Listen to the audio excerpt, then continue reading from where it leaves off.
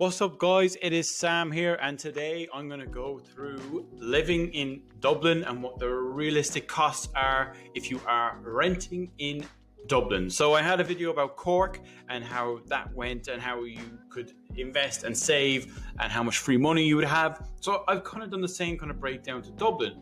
Obviously now we're a few months on from that and the cost of living has gone even higher, so I kind of tried to make it so it's more relevant or so. And obviously myself, I don't live in Dublin, but these are kind of estimated costs on rent and transportation and just like your car, fuel, all that kind of stuff. It doesn't really account for any variables, but I try to just basically kind of consider a lot of general costs that you do have when renting in Dublin. And look, I'm going to take the salary for a person living in Dublin at the age of 25 and an average salary at 35,000 gross. That means that kind of after tax, you have 29,138 euros and a monthly net wage of 2,428. So I'm just going to go through three different scenarios where, as you're sharing a house with four people, you're renting as a couple, or you're living in a bedsit by yourself. So I'm just going to kind of explain what your costs are, how much you can invest, and how much you will have at the end of the year after you saved and invested accordingly after your bills.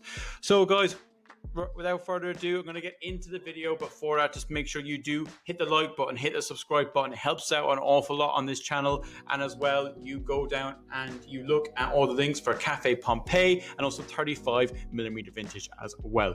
So guys, I will see you in the video.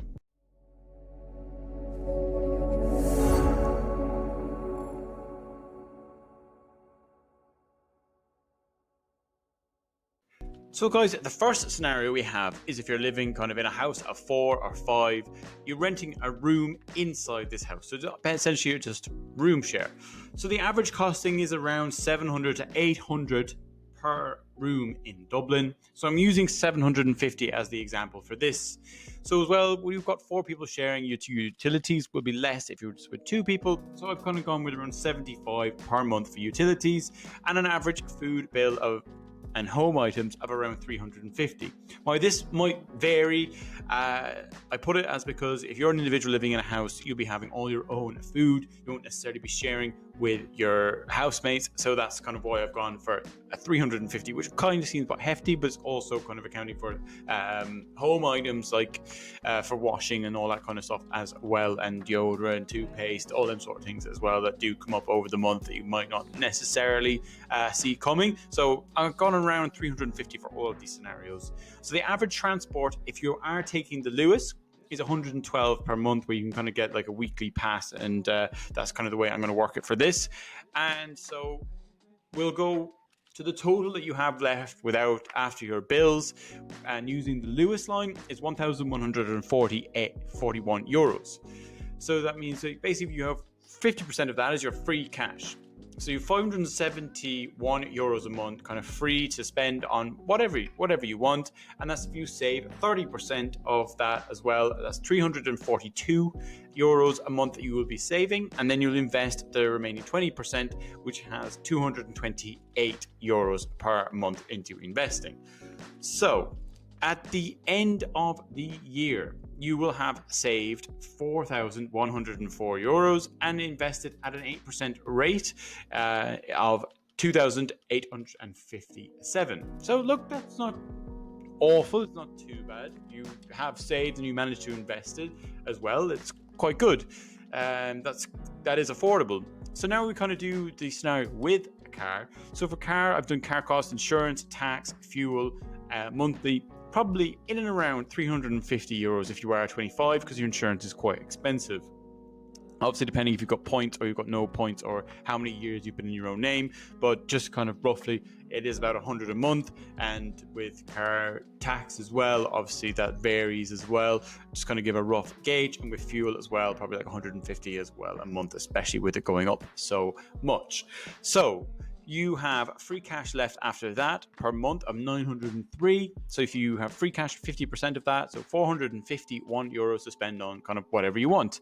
If you save 30% of the free cash remaining, you have 271 euros a month being saved, and investing 20% of the free cash as well of 181 euros. So that will leave you at the end of the year with 3,252 euros saved and invested at an 8% rate of 2,268. So look, it's not too bad. You are saving money. It's not probably the ideal scenario. You probably always want to be saving more money, and also you have to factor in this doesn't come up for costs that you don't see coming, like maintenance to your car, or you have like healthcare bills, them sort of things. Like, so look, I can't account for everything in this kind of short video, but you have to foresee that there are unforeseen costs that may come up. So now we'll go on to our next scenario. So again, we have a couple sharing an apartment. So on both having, say, 35,000 euros a year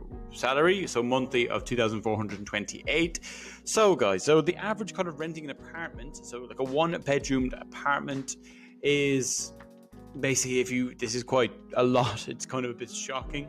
So it is around 2,400. So I took an average of around 15 properties that are on Daft right now as like 1-bedroom apartment, not bedsits.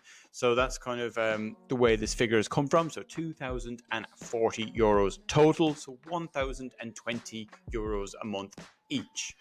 So say the average utilities obviously increase with this as well. So I've gone with 100, but it easily could be 125, depending on to 150 in the winter months, especially with more heating and bills. But obviously, it does kind of offset it in the summer. So averagely, probably in and around the 100 mark. Average food and home bills. So obviously, your toothpaste, your toilet papers, your food, all that sort of stuff goes into this. And I think you will be doing joint shopping, so it does make it a bit cheaper. So I've gone for 300 per person. And your average transport cost, obviously on the Lewis, it remains the same of 112, and obviously the car cost will remain at 350. So that will just give us the same kind of figures. So without a car, you will have a total left of 896 total cash left. So 50% of that is your free cash. So you've got 448 euros each of free cash a month. And you're saving 30%, so you're getting 269 euros going into your savings per month, and investing 20% monthly of 179 euros per month. So you'll be left at the end of the year as a total amount saved without a car of 3,228, and the total invested at 8% without a car of 2,243. So that's, look, it's still, you are making savings, and obviously there's two of you in this, so it's probably not too bad. You are having a nice bit of amount saved and a nice bit invested as well, which will really, really stand to you in the future as well. So look, if you're going then with a car, so if you've got a car, each can be quite costly. So with a car, you have total cash after everything is paid for of 658 euros left. So you have free cash of 329 euros a month each. If you save 30% a month of your free cash, it'll be 197 euros a month.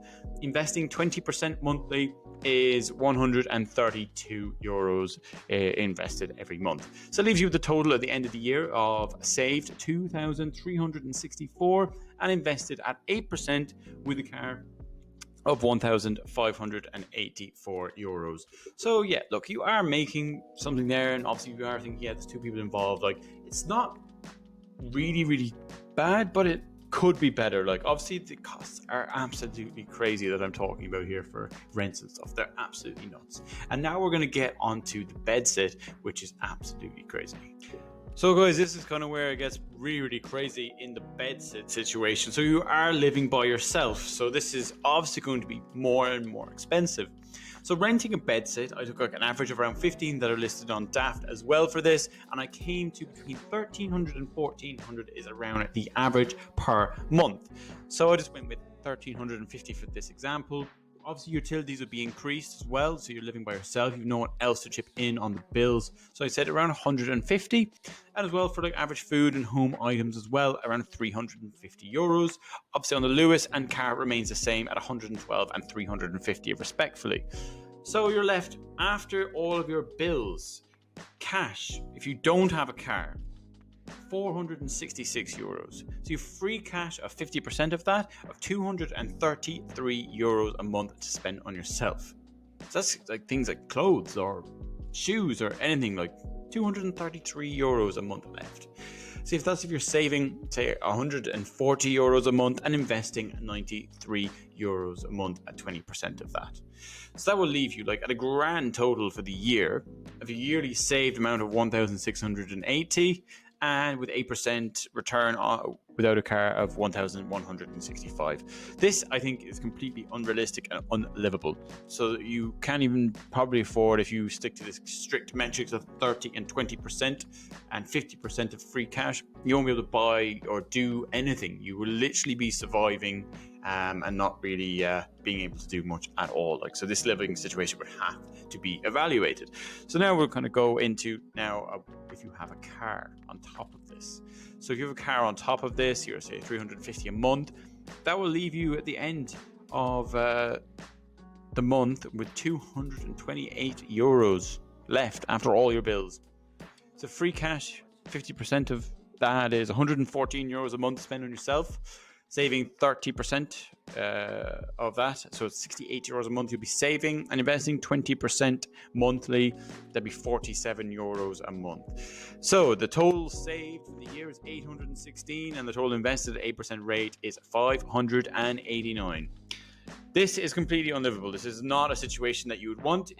You're not going to be making any money, you're not going to be saving any money. It's going to be literally completely unlivable altogether. And as I can see, the sun has decided to come in here and absolutely destroy the set. But so I will finish very, very quickly. So guys, just remember, do hit the like button, hit the subscribe button. It does help us out an awful lot. Do check out the links down below for Caffe Pompeii and 35mm vintage, and we will see you in the next one. I hope this really gave you some insight on what it's actually like renting in Dublin and the different scenarios that you can come across, so you can maybe plan a bit more financially better in the future when you're looking at renting in Dublin. So guys, thanks a lot, and I'll see you in the next one.